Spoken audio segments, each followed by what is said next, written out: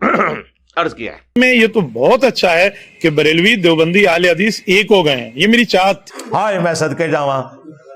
जब मैंने देखा कि हमारे अहले हदीस उलमा ठीक है, हमारे बरेलवी उलमा देवबंद की तरह इंजीनियर मिर्जा का मुकाबला कर रहे हैं, ठीक है जी, तो फिर हमारा हक बनता है कि हम उनको अप्रिशिएट करें। हाय मैं सदके जावा। मेरी नफरत इच किस तरह पाई पाई बने जे। मैंने इसलिए जुमला बरेलवी उलमा का नाम लेकर उनको खराज तहसीन भी पेश किया, उनको शाबाशी भी पेश की और उनके बारे में बाकायदा अप्रिशिएटिंग के अल्फाज बोले। रुको जरा, सबर करो, बोला धक्का बुक्की नहीं करने का। बरेलवी अल्लाह की भी गुस्ताख, बरेलवी रसूलुल्लाह की भी गुस्ताख, और बरेलवी तो वो बदबख्त कौम है जो हजरत आदम को हिंदू बना रहे हैं। अहले हदीस कौन है भाई, बोलो। गुस्ताख है। हम तो पहले ही कहते हैं उलमा बरेली के अकायद भी कुफरिया। ये मेरे पास मौजूद बतावा सुनाइया। अब्दुल हई देवबंदी हनफी सैयद अहमद बरेलवी हनफी के बारे में हमसे पूछते हो, वो काफिर था कि नहीं? हम तो कहते हैं पक्के काफिर।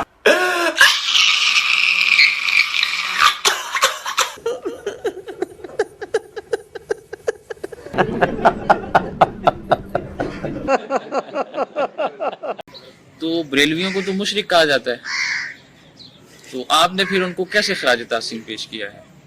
देखें, कोई चीज ऐसी होती है जिसको बढ़ा चढ़ाकर पेश करना फिरका परस्तों का काम है। हमारे अकाबिर उलमाए देवबंद ने बरेलवियत पर शिर्क का फतवा दिया हो, ऐसा फतवा मेरी नजर में तो कहीं नहीं है कि हमारे उलमा ने इनको काफिर कह दिया हो, मुशरिक कह दिया हो। बाज उन हजरात की तरफ से तो उलमाए देवबंद वगैरह पर इस तरह की शिद्दत है, लेकिन संजीदा तबके में नहीं है। लेकिन हैरान कुन बात है कि जो मुसलमान क्लेम किए हुए हैं ना, ये भी आपस में एक दूसरे को मुसलमान नहीं मानते। और मैंने कई सालों से ये बारहा चैलेंज दिया है, इल्मी चैलेंज, कि इस प्लेनेट अर्थ पे कोई एक आलिम दीन जिसे उसके फिरके के लोग सबसे बड़ा मानते हो, वो हमें ये रिटन में फतवा दे दे कि हमारे सिवा जितने फिरके हैं, अगरचे हम उन्हें गुमराह मानते हैं, जहन्नमी मानते हैं, लेकिन एक ना एक दिन वो अजाब भुगत के जन्नत में चले जाएंगे अपने उन्हीं अकीदों पर अगर मर गए जो अब वो क्लेम करते हैं। तो आपको इस प्लेनेट अर्थ पे कोई बरेलवी देवबंदी अहले हदीस ऐसा नहीं मिलेगा जो ये आपको स्टेटमेंट दे दे। हाँ, इतना जरूर कहेंगे कि अगर कोई बरेलवी शिरक ना करता हो तो जन्नत में चला जाएगा। हाँ, हम देवबंदियों को भी मुसलमान समझते हैं, बरेलवियों को भी समझते हैं। जा दफा हो जा, आज के बाद अब दीन की बात ना कर। जा, तेरे इस चैलेंज का भी जवाब देता हूं। कोई बरेलवी हो, कोई देवबंदी हो, कोई अहले हदीस हो, अगर उन्होंने अल्लाह की जात के साथ शिरक न किया होगा, अपने गुनाहों को भुगत के जन्नत में चला जाएगा। इसी तरीके से बरेलवी कहेंगे कि अगर कोई अहले हदीस गुस्ताखे रसूल ना हो तो इंशाल्लाह जन्नत में जाएगा। फिर आगे पूछे कौन सा अहले हदीस है जो गुस्ताखे रसूल नहीं है, वो कहेंगे सारी गुस्ताख ने, शक्ल नहीं देख रहे नदियां।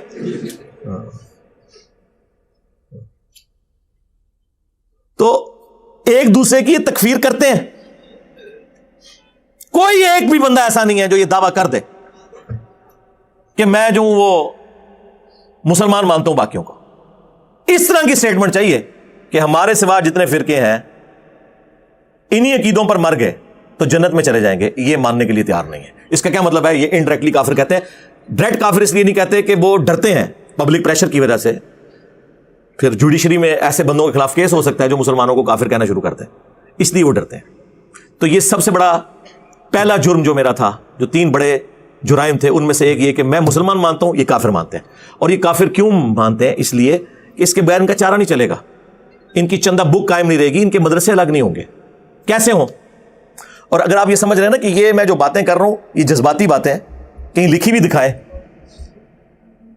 तो मेरा जो अकीदा है वो तो मेरा वीडियो से आया है, मुझे तो लिखा हुआ देने की जरूरत ही कोई नहीं। इनके बड़ों ने लिख के एक दूसरे को इस्लाम से बाहर निकाला हुआ है। अहमद बरेलवी साहब की किताब है अहकाम शरीयत, जिसमें उन्होंने फतवे दिए। उनसे पूछा गया कि वहाबियों का जो ज़बिया है, यानी अगर कोई वहाबी, और आला हजरत वहाबी कहते हैं देवबंद और अहले हदीस को, अगर कोई अल्लाह का नाम लेकर ज़बिया करे तो वो हलाल है या हराम?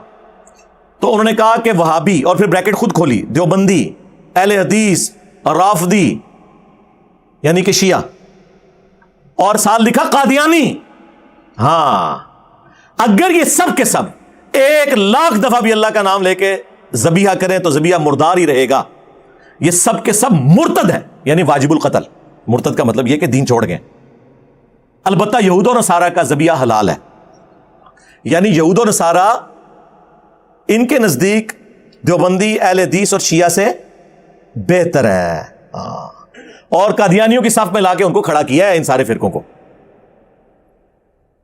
اچھا, پھر ملفوظات اعلی حضرت جو ان کے اپنے بیٹے نے جمع کی, اور اس کا جو پہلا حصہ ہے وہ اعلی حضرت نے خود پڑھا ہوا ہے, اس کی پروف ریڈنگ کی ہے, اور اینڈ پہ انہوں نے باقاعدہ اس کی شان میں اشعار بھی لکھے ہیں کہ میرے بیٹے نے یہ جمع کیا اور بڑا اچھا کام کیا. اس پہلے حصے میں موجود ہے کہ ایک شخص سوال کرتا ہے حضرت سے, اور بیٹا وہاں موجود ہے. اب بیٹے کو یہ تربیت دی جا رہی ہے, اور بیٹا کون ہے؟ وہ جس نے نعت لکھی ہے تو شمع رسالت ہے عالم تیرا پروانہ, مصطفیٰ رضا خان نوری. 1981 میں ان کی ڈیتھ ہوئی, جنہیں مفتی اعظم انڈیا کہا جاتا تھا. یہ مفتی اعظم انڈیا کی تربیت ان کے ابا جی یہ کر رہے ہیں کہ پاس بیٹھے ہوئے, اور اعلیٰ حضرت سے ایک بندہ سوال پوچھتا ہے کہ بتائیں کہ وہابیوں کے پیچھے نماز پڑھ لیں جب جماعت ہو رہی ہو یا الگ پڑھیں؟ تو انہوں نے کہا وہابیوں کی نہ نماز نماز ہے, نہ جماعت جماعت ہے. چلو, ہو سکتا ہے کہ آپ سمجھے ہوں کہ اس سے مراد وہ کہہ رہے ہوں گے کہ وہ رفع دین کے ساتھ پڑھتے ہیں. وہ نہیں, وہ تو دیوبندیوں کو بھی وہابی کہتے ہیں, مسئلہ عقیدے کا تھا. وہ اگلے سوال میں کلیئر ہو جائے گا. دوسرا سوال اسی بندے نے کیا کہ حضرت وہابیوں کی مسجد میں نماز پڑھ سکتے ہیں؟ تو جواب انہوں نے دیا کفار کی مسجد, ہاں کفار کی مسجد مثل گھر کے ہے. سوال ہو رہا تھا وہابیوں کی مسجد. ویسے یہ بھی اعلیٰ حضرت کی غلطی ہے, میں نے ہائی لائٹ کر دی. آپ کو کہنا چاہیے تھا کفار کی عبادت کا. مسجد تو مسلمانوں کی ہوتی ہے. دیکھیں نا, قادیانیوں کو نہیں لکھنے دیتے نا یہ مسجد.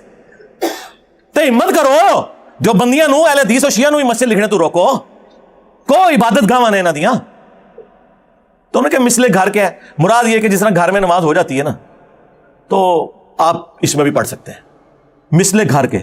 جو بخاری مسلم میں حدیث ہے کہ پوری زمین میرے لیے سجدہ گاہ بنا دی گئی ہے. جو 5 خوبیاں نبی علیہ السلام کو دی گئی ان میں سے ایک خوبی یہ تھی. تو انہوں نے اس کے اوپر پھر تیسرا سوال اس بندے نے کیا کہ اذان کے بارے میں آپ کیا کہتے ہیں؟ تو جواب انہوں نے دیا کہ جی وہابیوں کی نماز کی طرح ان کی اذان بھی باطل ہے. ظاہر ہے نماز ہی نہیں ہو رہی, اذان کی تو ہونی ہے. البتہ اللہ اور اس کے رسول کا جب نام آئے تو آپ عز و جل یا صلی اللہ علیہ وآلہ وسلم کہہ سکتے ہیں. باقی نہ ان کی نماز نماز, نہ ان کی جماعت جماعت, نہ ان کی مسجدیں جو ہیں مساجد, اور نہ ان کی اذان اذان. اور پھر حسام الرحمن جب انہوں نے لکھی, جس میں انہوں نے علماء دیوبند کے اوپر کفر کے فتوے لگائے, اس کے اینڈ پہ انہوں نے لکھا کہ ان کے کفر میں شک کرنے والا بھی کافر, یعنی سارے دیوبندی کافر ان کے نزدیک. اور لکھا کہ مرتد ہے, اور اس پہ اجماع ہے. اجماع ان کا اپنا, یہ اندھا اجماع کی بات کریں نا, انجینئر صاحب پہ اجماع ہے, تو کہا کریں کہ آپ پہ بھی اجماع ہے مخالف فرقے کا, جس کو آپ اجماع مان رہے ہوتے ہیں. اور اس کے جواب میں, اور اس کتاب کا نام دیکھیں ہرمین کی تلوار, اور جواب میں لکھی المحنت علی المفند. شیخ زکریا کاندلوی جنہوں نے فضائل مال لکھی ہے, ان کے پیر صاحب خلیل احمد سہارنپوری نے, انہوں نے نام رکھا ہند کی تلوار ایک پاگل بابے کے اوپر, اور پاگل بابا احمد بریلوی کو کہا. اور اس میں انہوں نے لکھا کہ احمد بریلوی اور ان کی جماعت ایک شیطانی لشکر ہے جو علماء دیوبند رضی اللہ عنہم پر حملہ آور ہوا ہے, جس طرح کے انبیاء کرام پر شیاطین حملہ آور ہوتے تھے. دیکھو کدھر کدھر جا کے یہ اپنی نسبتیں ملاتے ہیں, نبیوں سے نیچے بات نہیں کرتے اپنے بزرگوں کے بارے میں. چیپٹر کلوز ہو گیا, دونوں نے ایک دوسرے کو نکال دیا. اہل حدیث تو ہے ہی مسکین ہے, ان کو کیا کوئی سمجھتا ہے. اہل حدیث کو تو کسی کھاتے میں نہیں مانتے. المحنت کے اندر انہوں نے لکھا ہے محمد بن عبد الوہاب اور ان کی جماعت جو ہے یہ خوارج کی ایک جماعت ہے. ہاں, یہی بات احمد بریلوی صاحب کے جو پوتا شاگرد ہیں مفتی احمد یار خان نعیمی صاحب جو گجرات کے تھے, انہوں نے جہاں حلق میں بھی لکھی ہے. بیسیکلی دونوں نے خود نہیں لکھی, اپنے ایک بابا جی سے نقل کیا ہے. اس کو مرے ہوئے بھی 200 سال بھی نہیں گزرے. ابن عابدین شامی 1252 ہجری میں وہ فوت ہوئے. اس نے در مختار پہ حاشیہ لکھا تھا, رد المختار. اس میں اس نے لکھا کہ یہ خوارج کی ایک جماعت ہے جو حضور نے فرمایا تھا کہ شیطان کا سینگ نکلے گا, تو یہ وہ سینگ ہے جو نکلا ہے. تو یعنی وہ اپنے پرانے بزرگوں سے انہوں نے نقل کیا ہے, اس کے اوپر متفق ہے. اور اہل حدیث تو ان کو کسی کھاتے میں نہیں مانتے, وہ تو کہتے ہیں دونوں مشرک ہیں. تقلید کے ذریعے رسول اللہ کے ساتھ بھی شرک کر رہے ہیں, اور باقی یہ بزرگ پرستی میں شرک میں ڈوبے ہوئے ہیں, قبر پرستی کے اندر بھی ڈوبے ہوئے ہیں, سارے تصوف کے سلسلوں کو مانتے ہیں, وہ کسی کھاتے میں نہیں مانتے. آپ البریلویہ کتاب احسان علیہ ظہیر صاحب کی پڑھ لیں تو آپ کو پتہ چل جائے گا یہ ایک دوسرے کو کیا سمجھتے ہیں. تو سارے کے سارے اسی طریقے سے, اور یہ سب کچھ میں نے نہیں کروایا, کوئی کہے کہ میں کروایا جا کے, میرے تو پہلے تک کام ہوا ہے. اچھا, اب دوسرا جرم جو کہ ہم فرقہ بنانے کے, مدرسہ بنانے کے, جماعت لانچ کرنے کے, چندہ بک لانچ کرنے کے خلاف کیوں ہے؟ کیونکہ بیسیکلی اسی وجہ سے آپ دوسرے بندے کو سپیس نہیں دیتے. اور اس کی سچائی کی بھی آپ کبھی تعریف نہیں کر سکتے، کیونکہ آپ نے ایک اپنی عمارت کھڑی کی ہوئی ہے. اور جب چندہ انوالو ہو جائے پھر تو ظاہر ہے سرکار، پھر آپ کو پتا ہے وہ تو لوگ مذاق کے اندر کہتے ہیں جی 5واں فرض تو یہ حج جو ہے، وہ 5 جو فرائض آئے ہیں، کلمہ، نماز اور زکوٰۃ اور روزے اور حج، اور چھٹا وہ کہتے ہیں روٹی ہے. ویسے یہ چھٹا تو وہ احترام سے ہی کہہ رہے ہوتے ہیں، یہ ان کا پہلا فرض ہے دین کا. تو وہ چندے اس صورت میں ہی قائم رہیں گے کہ جب آپ اپنی علیحدہ آئیڈینٹی قائم رکھیں. تو یہ کہتے ہیں کہ یہ بھی یہ کام کرے. دیکھیں 14 سال ہو گئے مجھے سنتے ہوئے، انہیں اپنا ایک فرقہ بنا لینا ہے، تسی دیکھ لینا ہے، انہیں ایک مسجد بھی بنانی ہے اپنی، یہ سارے کام کرے گا، مدرسہ بھی بنائے گا اپنا، دیکھنا ہو تو بندے بنا کے کٹے گا. دیکھ لو وہ مولانا مودودی رحمہ اللہ کے بارے میں جب سب کچھ ختم ہو گیا تو انہوں نے کہا دیکھنا انہیں دعوی نبوت کر دینا ایک دن. تو ان کے ساتھی کو کہتے تھے حضرت ان کو جواب دیں. اس زمانے میں تو ایسا کوئی ضرورت نہیں ہوتی تھی کیونکہ میڈیا تو نہیں تھا. تو مودودی صاحب نے بڑا پیارا جواب دیا. انہوں نے فرمایا کہ میں دعوی نبوت کیے بغیر دنیا سے جا کر انہیں پریکٹیکلی جواب دوں گا. اور وہ دنیا سے چلے گئے، 40+ ایئرز ہو چکے ہیں ان کو دنیا سے گئے ہوئے. تو کیا ان کے جانے کے بعد ان سارے مولویوں کو معافی نہیں مانگنی چاہیے جو یہ کہتے تھے یہ دعوی نبوت کرے گا؟ لیکن ان کو توفیق ہی نہیں ہوگی، یہ ذہن میں رکھیے گا، کیونکہ یہ اللہ کی طرف سے ان کے اوپر مہریں لگی ہوئی ہیں، ان کو کبھی توفیق نہیں ہوگی. تو یہ اس چکر میں ہوتے ہیں. اچھا اس میں یہ سمجھیے گا، میں امام مسجد کی تنخواہ جو قرآن پڑھانے کی یا مسجد کی خدمت کی وہ لیتا ہے، سوائے ایک استثناء کو نماز پڑھانے کی تنخواہ کو تو میں جائز نہیں سمجھتا. باقی ساری جتنی خدمات ہیں اس کے لیے میں یہ کہتا ہوں تنخواہیں ہونی چاہیے اور اچھی ہونی چاہیے. میری تو اس کے اوپر ویڈیوز ریکارڈڈ ہے. لیکن اس پیسے کے ذریعے یاشی کرنا کہ اسلام آباد میں ایک بندہ 10 سال پہلے سائیکل پہ آیا ہے اور آج اس کے نیچے جو ہے وہ ہونڈا سیوک آ گئی ہے، اس کا الگ سے مکان بن گیا ہے، جو کہ وہاں 22ویں گریڈ کا آفیسر بھی اپنا مکان نہیں بنا سکتا. وہ بھی جب ریٹائر ہوتا ہے اور اکٹھا پیسہ ملتا ہے تو کوئی چھوٹا سا 4-5 مرلے کا مکان بناتا ہے، وہ جو حلال کی کھا رہے ہیں.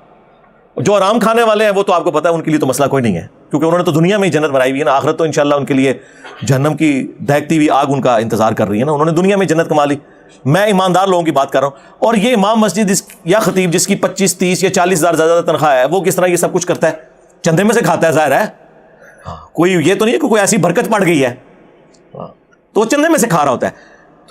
یہ سمجھتے ہیں کہ جس طرح ہم نے یہ کام کیا یہ بھی کرے تاکہ ہم اس کے اوپر بھی الزام لگائیں. تو میں نے تو کئی دفعہ یہ اناؤنسمنٹ کی ہے کہ 3 چیزوں کو ہمارے پلیٹ فارم پہ کوئی جگہ نہیں ہے: دولت، شہرت، عورت. یعنی اس میں کوئی انوالومنٹ اس حوالے سے نہیں ہے کہ کوئی ہمارا پلیٹ فارم اس طریقے سے مرد و عورت کا کوئی اختلاط کرے گا. اس کا یہ مطلب نہیں کہ سسٹرز کام نہیں کر رہی، وہ سسٹرز میں کر رہی ہیں، میرے ساتھ کوئی انوالومنٹ نہیں ہے. ورنہ آپ کو پتا ہے پہلے ان کی شاگردنیاں ہوتی ہیں، بعد میں آپ کی چاچیاں بن جاتی ہیں. ٹھیک ہے، تو یہ کام ہم نے نہیں رکھا ہوا. دولت کا کوئی فتنہ نہیں رکھا ہوا، شہرت کا نہیں ہے. دیکھیں میں کبھی بھی نہیں کہیں کسی پبلک گیدرنگ میں نہیں جاتا، ضرورت ہی نہیں جانے کی. کیا فائدہ؟ ہم بیان کر رہے ہیں، آپ سکون سے وہاں بیٹھ کے دیکھیں تسلی سے. کیا ضرورت ہے کہیں جانے؟ وہ پرانے زمانے کے مسئلے ہوتے تھے. اب تو ہم آپ کے موبائل کے اندر آپ کے بیڈ روم میں پہنچ جاتے ہیں، تو ہمیں کسی پبلک گیدرنگ میں جانے کی ضرورت ہے. جب ہم گھروں میں پہنچے ہوئے ہیں، یوٹیوب کے ذریعے، فیس بک کے ذریعے، حافظہ اللہ تعالی، ہاں، واٹس ایپ دامت برکاتہم عالیہ، ہاں، آیت اللہ یوٹیوب. یقین کریں اللہ کی نشانی ہے اس پلانٹ ارتھ پہ. چند بڑی جو اللہ تعالیٰ کی نشانی ہے ان میں سے ایک یوٹیوب ہے. دیکھیں وہ لوگ جو میڈیا کو دھوکہ دے لیتے تھے اور انہوں نے اپنے چہروں کے اوپر میک اپ کیے ہوئے تھے، آج دیکھیں چاہے وہ پولیٹیشنز ہوں، خواہ وہ اسٹیبلشمنٹ کے لوگ ہوں، اداروں کے لوگ ہوں، کس طرح ان کے چہروں سے میک اپ اترے ہیں اس سوشل میڈیا کی برکت سے. اور کس طرح یہ اب آ کے عوام کو اکاؤنٹیبل ہوئے ہوئے ہیں، یہ آپ کے سامنے آپ دیکھ لیں. یہ ساری کی ساری برکت جو ہے سوشل میڈیا کی ہے. اس کے آگے آپ کوئی بند نہیں باندھ سکتا اللہ کے فضل سے، الحمدللہ. تو یہ کام تو میں کر نہیں سکتا. تو یہ چاہتے ہیں یہ بھی کرے تاکہ ہم اس کے اوپر بھی وہی ایلیگیشن لگائیں کہ جس نے یہ کر دیا، فلاں جگہ چندہ کھا لیا، فلاں جگہ یہ کر لیا، فلاں جگہ. تو وہ تو اللہ کے فضل سے ہمیں پہلے ہی پتہ ہے کہ کون سی کمزوریاں. کہتے ہیں عقل مند وہ ہوتا ہے جو دوسروں کی غلطیوں سے سبق سیکھے. عقل مند وہ نہیں جو اپنی غلطی سے سبق سیکھے. یہاں تک تو بات جانی ہی نہیں چاہیے. دوسروں کی غلطیوں سے سبق سیکھیں کہ انہوں نے یہ کیا اور اینڈ رزلٹ کیا نکلا. اب آخری جو تیسرا جرم جو میں نے کہا سب سے بڑا ہے وہ ہے خاموشی کا بائیکاٹ. کہ ہم لوگوں سے کہتے ہیں کہ بھائی غلط بات دیکھیں، کوئی لڑائی جھگڑا کرنے کی ضرورت نہیں، ان سے سوال کریں کہ بھائی یہ جو آپ نے آیت اور حدیث کے حوالے سے ایک تشریح بیان کر دی ہے یہ کہاں پہ لکھی ہوئی ہے، ذرا بتائیں. یہ آپ کے بزرگوں کی تعلیمات ہیں یا اس شخص کی تعلیمات ہیں جس کی قبر مدینے میں ہے صلی اللہ علیہ وآلہ وسلم. ما ضل صاحبکم وما غوا, تمہارے نبی نہ کبھی بہکے ہیں نہ کبھی بے راہ چلے ہیں. تو نبی الاسلام کی یہ خوبی ہے.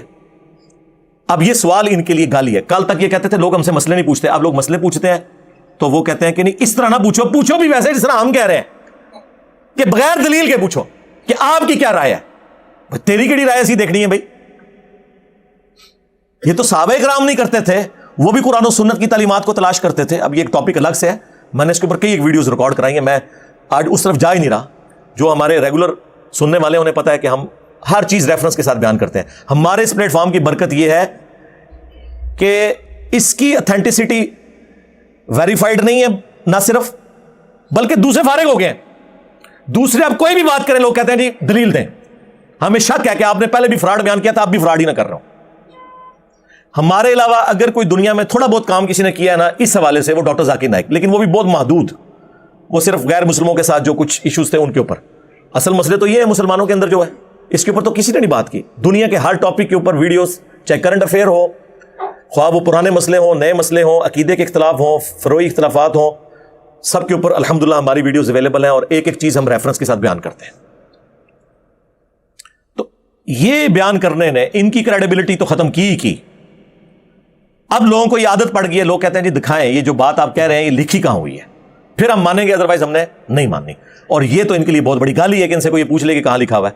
ابھی تک تو لوگ ان سے یہ پوچھتے نہیں تھے, کہ لوگ کہتے تھے کہ جی آپ ہم پہ اعتماد کریں, ہم جھوٹ بول سکتے ہیں. انہیں کہ ہاں اگر آپ کا مخالف اتنا بڑا عالم دین آپ کی نظر میں جھوٹا ہو سکتا ہے تو آپ کیوں نہیں ہو سکتے, کیونکہ وہ بھی تو آپ کے بارے میں یہی سوچتے ہیں. اب اس میں ظاہر ہے کہ جب فرقوں نے اپنے پنجے گاڑے ہوں, ایک نیا بندہ اٹھ کے کس طریقے سے لوگوں کو رسول اللہ صلی اللہ علیہ وآلہ وسلم کی مبارک دعوت تک پہنچا سکتا ہے, اس کے اوپر میں نے کافی عرصہ برین سٹارمنگ کرنے کے بعد ایک ڈاکٹرین لانچ کی, اور وہ پہلے دن سے کی ہوئی ہے, اور اسی کا رزلٹ آپ کو نظر آ رہا ہے. وہ ڈاکٹرین یہ تھی کہ پہلوان کو اس کے زور کے اوپر گرا دو.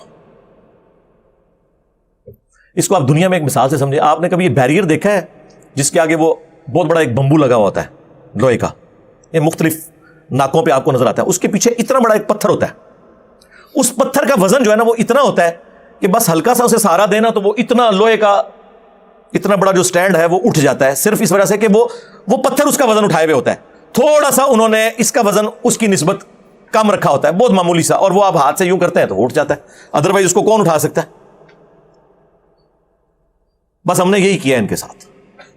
انہوں نے جو بیریئر لگائے ہوئے تھے نا دوسروں کو فارغ کرنے کے اور اپنے آپ کو صحیح کرنے کے, میں نے راتوں رات ان کے جو بیریئر ہیں نا ان کے پیچھے پتھر فٹ کر دیے, اور وہ ان کو لگے نہیں کہ پتھر فٹ ہو رہے ہیں, کیونکہ وہ ان کی ڈاکٹرین پہ تھے. مثلا میں آپ کو بتاتا ہوں, بریلویوں کی ڈاکٹرین پہ میں نے اس کو میں نے انجینئرز ڈاکٹرین کا نام دیا. ان کے بمبو کے پیچھے جو میں نے وہ پتھر فٹ کیا نا, وہ یہ کیا کہ یہ دیکھیں دیوبندی جو ہے یہ انہوں نے اشرف علی تھانوی رسول اللہ کلمے کو انڈورس کروایا, تو بڑے خوش ہو کے انہوں نے پتھر لگوا لیا کہ تو ہماری بات کر رہا ہے. اور جب پتھر لگ گیا نا پھر اچانک ہم نے آ کے ہاتھ رکھا, چشتی رسول اللہ, انج اٹھیا ہو جناب, اور سارے کا سارا معاملہ انہوں نے کھل گیا. جو انہوں نے بند باندھا ہوا تھا نا, جو ان کا پردہ تھا وہ اٹھ گیا. شبلی رسول اللہ, نعوذ باللہ. سبحانی ما اعظم شأنی, نعوذ باللہ. لوائی اعظم من لوائی محمد, نعوذ باللہ. اب یہ میں دوبارہ بولوں گا, مجھے بڑی تکلیف ہوگی, میں یہ جو باتیں کر رہا ہوں ان کے بابوں کی گستاخانہ عبارتیں, آپ کو تو پتہ ہے, آپ کو تو اشارہ کروانے کی دیر ہے. اس کے اوپر تو میری کئی ایک ویڈیوز ریکارڈ ہو چکی ہیں. یہ میں نے ان کی گستاخیاں ہائی لائٹ کی تو ان کے اصول کے اوپر ان کو گرایا. انہوں نے کبھی سوچا نہیں تھا کہ ہمیں بھی کوئی آگے چیلنج کرے گا. یہ سمجھتے تھے کہ ہم نے ہی لوگوں کو گستاخ کہنا ہے. اب جب یہ نکلا تو پبلک کو تو انہوں نے پہلے ہی پڑھایا ہوا تھا کہ گستاخ رسول جو ہے مردود ہوتا ہے. اب ان کی اپنی پبلک نے کہا کہ سرکار دسو یہ تو تھوڑے گھر بھی کھورا نکل آیا ہے. اب اس کے بعد مجھ پہ غصہ نہ کھائیں تو کیا کریں. ہاں ایک صورت میں غصہ نہیں کھائیں گے, اگر یہ مخلص مسلمان ہوئے تو. مخلص مسلمان ہوئے تو کہیں گے جی استغفر اللہ, چاہے ہمارے نے پڑھایا چاہے دوسرے نے فارغ ہے, چاہے ہمارے نے گستاخی کی چاہے دوسرے والے نے کی, وہ فارغ ہے. لیکن یہ بات کرنے کا تو مطلب یہ ہے کہ انجینئر صاحب پھر ہمارے مجدد ہیں, ہمیں تو پتہ ہی نہیں چلا. سرکار میں آپ کو لکھ کے دیتا ہوں, آپ مجھے کچھ بھی نہ کہیں, آپ علیحدہ سے توبہ کر لیں, پبلکلی بتا دیں, اور اس میں بے شک کہہ دیں کہ انجینئر کی وجہ سے نہیں, ہمیں خود احساس ہو گیا اس چیز کا, لیکن کم از کم یہ کریں. اور یہ میں آپ کے ساتھ ہمدردی کر رہا ہوں, حقیقت مان, آپ یہ اگر نہیں کریں گے مجھے زیادہ فائدہ ہوگا, کیونکہ آپ اڑے رہیں گے آپ کے سارے لوگ آپ کو چھوڑ کے تو رسول اللہ کے ساتھ آ جائیں گے. میرے ساتھ نہیں سرکار, میں نے تو اپنے کبھی فالوورز بھی نہیں کہا, اسٹوڈنٹس کا ہے, اور کر لیں گے ہم تو ون ون سچویشن میں, تو ہمیں فائدہ ہے, پھر ان کو کہیں آنے جانے کی ضرورت ہی نہیں ہے. اسی طریقے سے دیوبندیوں نے جو رٹ لگائی ہوئی تھی وہ تھی کہ جی ہے تو یہ بھی حنفی ہیں, بریلوی بھی, ہم بھی, لیکن یہ شرک کرتے ہیں, مزاروں سے مانگتے ہیں, یہ کرتے ہیں, وہ کرتے ہیں. ہم نے راتوں رات پتھر ایک فٹ کر دیا ادھر. جو ان کے قبر پرستی کے واقعات تھے بریلویوں کے, وہ تو بڑے خوش ہوئے کہ ہاں یار یہ تو بڑی اچھی بات ہے. پھر ساتھ ہی جب ہم نے بتایا کہ قاسم نوتوی صاحب نے مرنے کے 6 سال کے بعد قبر سے نکل کر خواب میں نہیں بیداری میں 2 مولویوں کی صلح کروائی اور واپس چلے گئے, اور آپ کے المحنت کے عقیدوں میں یہ لکھا ہے کہ ہم قبروں سے جائز طریقے سے فیض لینے کے قائل ہیں, ہم رسول اللہ کی قبر مبارک کو اللہ کے عرش سے افضل مانتے ہیں نعوذ باللہ, اور قبر مبارک میں حضور کی زندگی کو ہم دنیا کی سی مانتے ہیں. یہ 3 عقیدے اور کافی ساری چیزیں, اور جو انہوں نے لبادہ اڑا ہوا تھا خلافت راشدہ حق 4 یار, تو ہم نے بتایا یہ خلافت راشدہ حق 4 یار کو نہیں مانتے, یہ سیاست معاویہ زندہ باد مانتے ہیں. تو دیکھیں کیسے ہم نے ان کے چہرہ سے نقاب اتارا ہے. دیکھیں ہمارے جیلم شہر میں کل امیر معاویہ ریلی نکلی ہے, اور جو جھنڈے اٹھائے ہوئے اس پہ خلافت راشدہ لکھا ہوا ہے. خود ہی اناؤنسمنٹ کر رہے ہیں کولو فیل میں تضاد. بھائی خلافت راشدہ حق 4 یار ہے نا, تو پھر جو خلفائے راشدین کا مخالف ہے نا اس کی سیاست زندہ باد نہیں ہوگی. نہیں, وہ کہتے ہیں نہیں وہ بعد میں زندہ باد تھی. سرکار ہم بعد کی تو بات ہی نہیں کر رہے ہیں, ہم تو صفین کی بات کر رہے ہیں. بعد کا بھی ہم نے آپ کا پول کھول دیا ہے, وہ چھوڑ دیں, اب ایک علیحدہ سے ٹاپک ہے. ہمیں بتائیں مولا علی کے دور میں یہ کیا تھی, ٹائم قیامت تک جواب دو اس گل کا. تو وہاں انہوں نے جو لبادہ اڑا ہوا تھا صحابہ کا دفاع, صحابہ سے مراد, اور جناب دن منا رہے ہیں صحابہ کرام کے. بھائی عمار بن یاسر کی شہادت کا دن ایک دن منا کے بتاؤ نا, تاکہ پھر لوگ پوچھیں کہ کس رضی اللہ عنہ نے, کس رضی اللہ عنہ کے کہنے پر عمار رضی اللہ عنہ کو شہید کیا. ہاں جی, صحابہ کی اولادوں کہ ہم ماننے والے ہیں. ہاں تو محمد بن ابی بکر کا قاتل کون, عبد الرحمن بن ابی بکر کا قاتل کون, عبداللہ ابن عمر کا قاتل کون, کھورائن سے کار نکل آئے گا. ہم تو سارے صحابہ کے دن مناتے ہیں اللہ کے فضل سے. ہمیں تو ہر محاذ پہ لڑنا پڑتا ہے, ناسبیوں کے خلاف بھی, رافضیوں کے خلاف بھی. تو یہ ان کا پردہ چاک ہو گیا. اہل حدیث کی اسٹرینتھ تھی, وہ کہتے تھے دیکھیں ہماری توحید تو بڑی زبردست ہے, بالکل کوئی شک نہیں.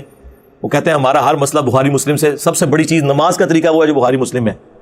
انہیں کیا پتا تھا کہ 2812 نکل آئے گی.